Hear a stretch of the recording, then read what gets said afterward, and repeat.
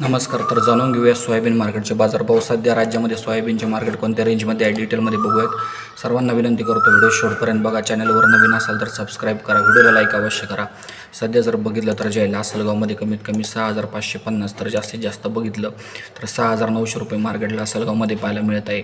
नंतर जर बघितलं तर जे आहे छत्रपती संभाजीनगरमध्ये बघितलं तर कमीत कमी 6,500 तर जास्तीत जास्त 6,800 रुपये मार्केट या ठिकाणी पाहायला मिळत आहे.